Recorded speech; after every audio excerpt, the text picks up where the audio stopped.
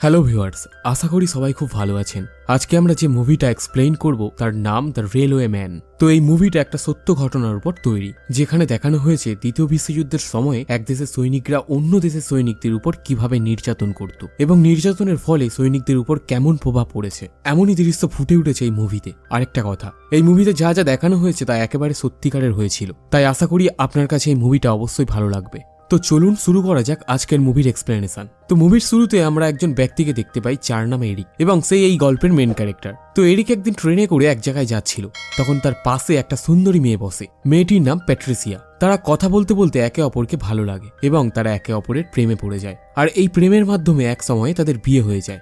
বিয়ের পরে আর কি, তারা একটু খেলাধুলা করে।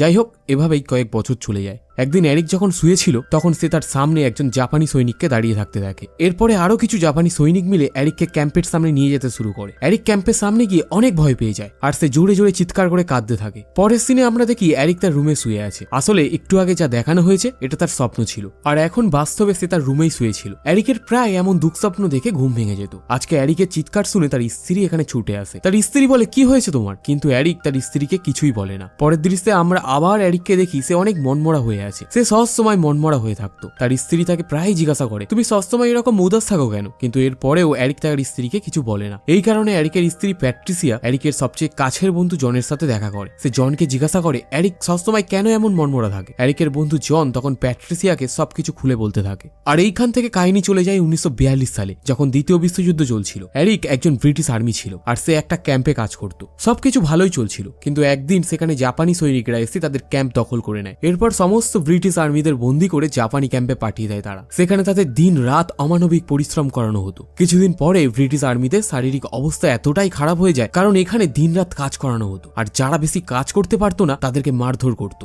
একদিন ব্রিটিশ আর্মিরা তারা নিজেদের মধ্যে কথা বলছিল। তারা বলছিল তারা এখান থেকে কোনোদিনই বেরোতে পারবে না, সারা জীবন এখানে বন্দি অবস্থায় কাজ করতে হবে।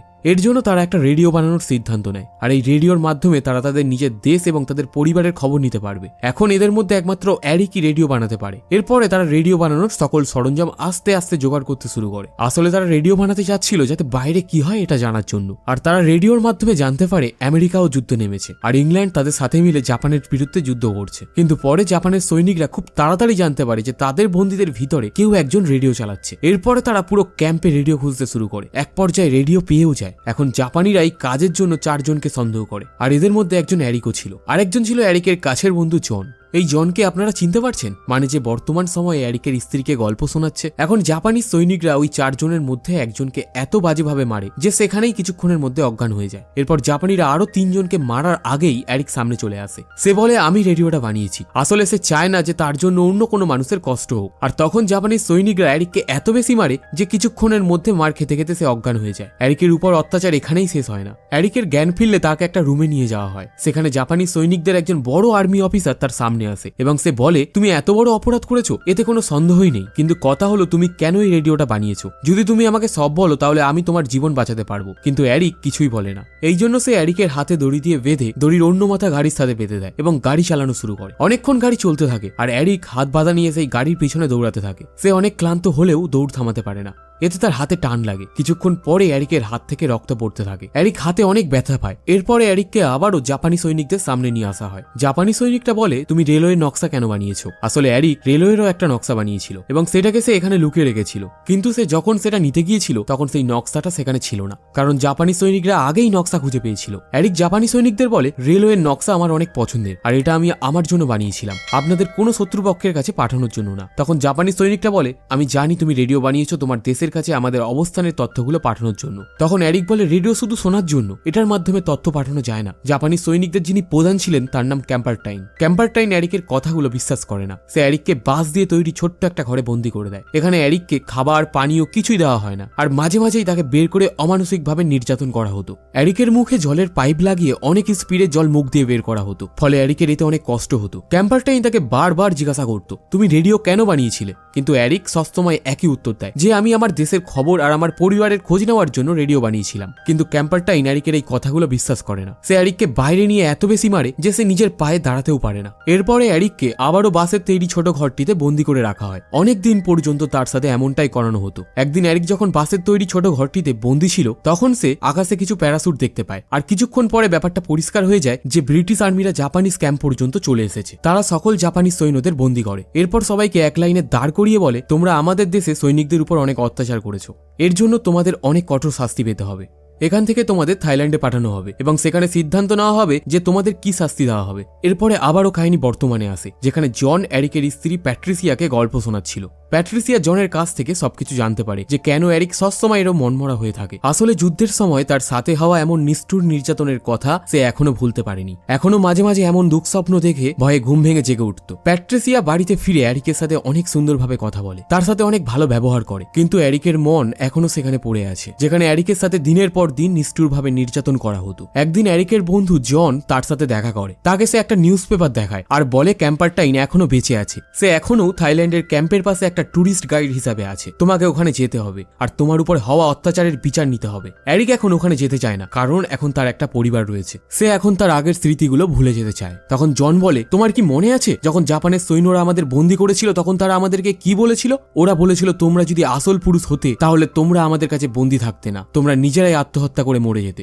তোমরা আসলে পুরুষ নয়। তখন আমরা বলেছিলাম আমরা আত্মহত্যা করব না, আমরা বেঁচে থাকবো আর আমাদের উপর হওয়া অত্যাচারের প্রতিশোধ একদিন অবশ্যই নেব। এখন সেই সময় এসে গেছে এরিক, এখন আমাদের পালা। এসব কিছু বলে জন তখন সেখান থেকে চলে যায়। এরিকের মতো জনের উপর হওয়া অত্যাচারের কথা জন এখনো ভুলতে পারে না। জন এখনো অনেক দুঃস্বপ্ন দেখে, নিজের উপর হওয়া অত্যাচারগুলো এখনো তার চোখের সামনে ভাসে। জন এইসব কিছু সহ্য করতে পারছিল না, তাই একদিন সে আত্মহত্যা করে ফেলে। জনের মৃত্যুর পরে এরিক থাইল্যান্ডে চলে আসে তার উপরে হওয়া নির্যাতনের প্রতিশোধ নেওয়ার জন্য। আর থাইল্যান্ডে চলে আসার পরে সে জাপানিজ সৈনিকদের প্রধান ক্যাম্পারটাইনকে দেখতে পায়, যে কিনা এখন টুরিস্ট গাইড হিসাবে রয়েছে। এরপরে এরিক ক্যাম্পারটাইনের সামনে যায়। প্রথমে ক্যাম্পারটাইন এরিককে চিনতে পারেনি, কিন্তু কিছুক্ষণ পর সে এরিককে চিনে ফেলে। এরিক হলো সেই সৈনিক যাকে 30 বছর আগে বন্দি করে শাস্তি দেওয়া হতো। এরিক ক্যাম্পারটাইনকে বসতে বলে ঠিক ওইভাবে যেভাবে 30 বছর আগে এরিককে ক্যাম্পারটাইন বসতে বলেছিল। এখন ক্যাম্পারটাইনকে পুরোপুরি পরিবর্তন অবস্থায় দেখা যায়। সে আগের থেকে অনেক চুপচাপ আর শান্ত হয়ে গেছে। এরিক তাকে জিজ্ঞাসা করে, তুমি এখনো কিভাবে বেঁচে আছো? তোমাকে তো মেরে ফেলার কথা। এখন কাহিনী এখান থেকে ফ্ল্যাশব্যাকে যায়, যেখানে জাপানিজ সৈনিকদের বন্দী করে লাইনে দাঁড় করিয়ে রেখেছিল। আর তখন হঠাৎ করে ক্যাম্পারটাইন বলে ওঠে, আমি একজন ট্রান্সলেটর, আমি জাপানিজ আর আপনাদের ভাষা দুটোই বুঝতে পারি, আমাকে আপনাদের কাজে লাগবে। ব্রিটিশ আর্মিরা বলে, তুমি কি ক্যাম্পারটাইন বা তার হয়ে কোনো কাজ করেছো? ক্যাম্পারটাইন বলে সে ক্যাম্পারটাইন নয় আর সে তার হয়ে কোনো কাজ করেনি। তখন ব্রিটিশ আর্মিরা বলে, ঠিক আছে, তুমি লাইন থেকে আলাদা হয়ে দাঁড়াও। আর এখানে ক্যাম্পারটাইন বড়সড় এক পাল্টি মেরে বেঁচে গিয়েছিল। আর ওই অবস্থায় ব্রিটিশ আর্মিদেরও একজন ট্রান্সলেটরের প্রয়োজন ছিল, যে কিনা জাপানি ভাষায় তাদেরকে বুঝাতে পারবে। আর এখান থেকেই ক্যাম্পারটাইনের জীবন বেঁচে গিয়েছিল। এরপরে ক্যাম্পারটাইন বলে, আমরা রেল লাইনে অনেকগুলো লাশ পেয়েছিলাম। আমি জানতাম না যে জাপানি সৈনিকরা এখানে এতগুলো মানুষকে মেরেছে, কিন্তু আমি যখন এতগুলো লাশ একসাথে দেখি তখন আমি অবাক হয়ে গেলাম। আর তখন নিজেকে অপরাধী ভাবতে লাগলাম, কারণ এখানে প্রতিটি মানুষকে নির্মমভাবে হত্যা করা হয়েছিল। দীর্ঘদিন মনে অপরাধ নিয়ে বেঁচে থাকার পর আমি সিদ্ধান্ত নিলাম যে দ্বিতীয় বিশ্বযুদ্ধের সময়ে আসলে কি হয়েছিল তার পুরো রহস্য আমি সবাইকে জানাবো। আর আমি এটা ঠিক করি সবকিছুই আমি সারা পৃথিবীকে জানিয়ে বেড়াবো। এর জন্য আমি এখানে আজ পর্যন্ত ট্যুরিস্ট গাইড হিসাবে পড়ে আছি। আমি চাই এই সবকিছু সারা পৃথিবীর সবাই যাতে জানুক। তখন এরিক বলে, তুমি নিজেই তো একটা বড় অপরাধী, তোমার জন্যই এই অপরাধগুলো হয়েছে, তুমি চাইলেই অপরাধগুলো আটকাতে পারতে। আসলে ক্যাম্পারটাইন এই সব কিছু জানতোই না, আর এই সব কিছু জানার পরে সে অনেক কষ্ট পেয়েছিল। এখন সে চায় পৃথিবীর কোনো জায়গায় যাতে এই অপরাধগুলো না হয়। অন্যায় করার পরে সেই অন্যায়ের জন্য কষ্ট পেলে সেই অন্যায়ের শাস্তি অনেকটা কমে যায়। কিন্তু ক্যাম্পারটাইন তার সমস্ত অপরাধ স্বীকার করার পরেও এরিক তার উপর এখনো রেগেছিল। সে একটা লাঠি হাতে নেয়। তার সামনে একটা ব্লক ছিল যেখানে হাত পা রেখে নিমেষে ভেঙে ফেলা হতো। এরিক ক্যাম্পারটাইনকে সেখানে হাত রাখতে বলে। ক্যাম্পারটাইন কোনো কথা না বলে সেখানে হাত রাখে। আসলে ক্যাম্পারটাইন তার অপরাধ বোধের জন্য অনেক লজ্জিত, সেই জন্য তার শাস্তি হলেও কোনো আসে যায় না। কিন্তু এরিক শেষ পর্যন্ত তাকে আঘাত করে না, কারণ এরিকও তো একটা মানুষ। সে কিভাবে তার কর্মে লজ্জিত একজন ব্যক্তিকে শাস্তি দিতে পারবে? এরপরেও এরিক রাগ দেখাচ্ছিল। সে ক্যাম্পারটাইনকে সেই বাসের তৈরি ছোট্ট ঘরটিতে নিয়ে বন্দি করে দেয়, যেখানে 30 বছর আগে তাকে বন্দি করা হয়েছিল। এরপর এরিক ওই ঘরটাতে যায় যেখানে তার উপর অত্যাচার করা হতো। সেখানে আজ পর্যন্ত সেই পাইপটা ছিল যেটা দিয়ে তার মুখে অনেক স্পিডে জল ছাড়া হতো। এরিকের আবারও ওই সব কিছু মনে পড়ে যায়, যেভাবে তার উপর অত্যাচার করানো হয়েছিল। এরপর সে আবারও ক্যাম্পারটাইনের পাশে গিয়ে বসে আর তার সাথে কথা বলে সে বুঝতে পারে ক্যাম্পারটাইন 30 বছর ধরে তার মনে অপরাধ নিয়ে বেঁচে আছে। তার অপরাধের জন্য সত্যিই অনেক লজ্জিত সে, আর তার অপরাধের জন্য শাস্তিও চায়। কিন্তু কথায় আছে না, যে ব্যক্তি নিজের অপরাধের জন্য নিজে তার মাথা পেতে শাস্তি চায় তার শাস্তি অটোমেটিকলি কমে যায়। এখন এরিক তাকে পুরোপুরি ছেড়ে দেয়। এরিক কিভাবে বাসের তৈরি একটা ছোট্ট ঘরে একটা মানুষকে বন্দি রাখতে পারবে? এরপরে সে রেল লাইনের উপরে যায়, যেখানে 30 বছর আগে তাকে এবং তার সাথীদের সাথে নির্মমভাবে অত্যাচার করা হতো। এই জায়গাটা থেকে তার মনে পড়ে তার অতীতের জীবনটা কতই না কষ্টের ছিল, কিন্তু এখন তার সম্পূর্ণ কষ্ট শেষ হয়ে গেছে। এরিকের এখন মনে হয় তার জীবনটা এখন অনেক সুন্দর, তার একটা সুন্দর পরিবার আছে এবং তার স্ত্রীও তাকে অনেক পছন্দ করে। সে চায় তার সামনের দিনগুলো যাতে সুন্দর হোক। এরপরে এরিক আবারও ব্রিটেনে ফিরে আসে। তার কাছে ক্যাম্পারটাইনের একটা চিঠি এসেছে, যেখানে ক্যাম্পারটাইন লিখেছে, আমি স্বার্থের লোভে অনেক অপরাধ করেছি। আমি জীবনে যত অপরাধ করেছি তার জন্য আমি আজও লজ্জিত। আমি আমার মনের ভিতরে অনেক অপরাধ নিয়ে বেঁচে আছি, আমাকে ক্ষমা করে দিও এরিক। চিঠি পাওয়ার পরে এরিক আবারও থাইল্যান্ডে ফিরে আসে আরেকবার ক্যাম্পারটাইনের সাথে দেখা করার জন্য। সে বলে, তুমি অপরাধ করেছো এটা সত্যি, কিন্তু তুমি 30টা বছর এখানে ট্যুরিস্ট গাইড হিসাবে সারা পৃথিবীকে নির্যাতনের কাহিনীগুলো জানাচ্ছ, এর মানে তুমি সত্যিই অনেক লজ্জিত। আমি তোমাকে মাফ করে দিয়েছি। ক্যাম্পারটাইন কেঁদে ফেলে আর এরিককে জড়িয়ে ধরে, আর শেষ মুহূর্তে এরিকের চোখেও জল চলে আসে। আর পরে জানা যায় শেষ পর্যন্ত তারা দুজনেই ভালো বন্ধু হয়ে ওঠে। আর এখানে অসাধারণ সিনেমাটা শেষ হয়। এটা হলো আসল এরিক, আর এটা হলো আসল ক্যাম্পারটাইন। এটা তাদের বন্ধুত্বের ছবি। তো সত্যি ঘটে যাওয়া অসাধারণ ভিডিওটা আপনাদের কাছে কেমন লেগেছে কমেন্টে অবশ্যই জানাবেন, আর অবশ্যই সাবস্ক্রাইব করে বেল আইকনটা প্রেস করে দেবেন। দেখা হচ্ছে অন্য আরেকটা মুভির কাহিনী নিয়ে।